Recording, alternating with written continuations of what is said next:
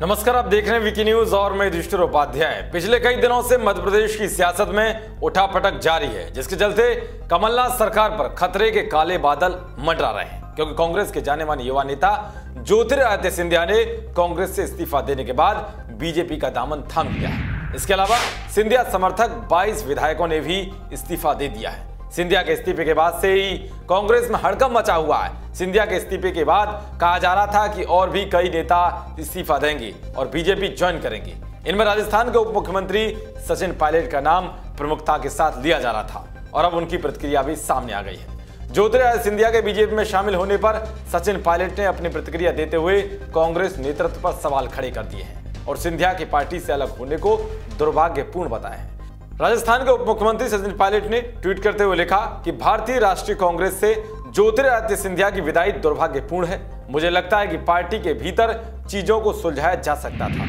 सचिन पायलट की प्रतिक्रिया से कई तरह के कयास लगाए जा रहे हैं, क्योंकि राजस्थान विधानसभा चुनाव के बाद से ही सिंधिया की तरह ही सचिन पायलट भी नाराज चल रहे हैं और समय समय पर वो अपनी नाराजगी भी व्यक्त करते हुए दिखाई दी है। तो वहीं ऐसी कई खबरें भी सामने आ चुकी हैं कि ज्योतिरादित्य सिंधिया कांग्रेस आला कमान से मिलना चाहते थे, उन्हें वक्त नहीं दिया गया, मगर सिंधिया की ओर से बीजेपी ज्वाइन करते ही कांग्रेस के पूर्व अध्यक्ष राहुल गांधी का बड़ा बयान सामने आया है। राहुल गांधी ने कहा है कि सिंधिया ही केवल ऐसे नेता थे जो कभी भी मेरे घर आ सकते थे, वो मेरे साथ कॉलेज में भी रहे हैं। राहुल गांधी के इस बयान पर कई तरह के सवाल खड़े हो रहे हैं कि आखिर जब सिंधिया राहुल गांधी के इतने करीबी थे तो फिर उन्होंने सिंधिया से बातचीत करने की कोशिश क्यों नहीं की? अगर सिंधिया के लिए राहुल गांधी के दरवाजे हमेशा खुले थे तो फिर सिंधिया को मिलने का मौका क्यों नहीं दिया गया? सिंधिया की ओर से पार्टी छोड़ने के बाद क्या राहुल गांधी अपने आप को सही साबित करने के लिए झूठ बोल रहे हैं? अगर ऐसा नहीं है तो फिर सिंधिया की नाराजगी का समाधान क्यों नहीं निकाला गया?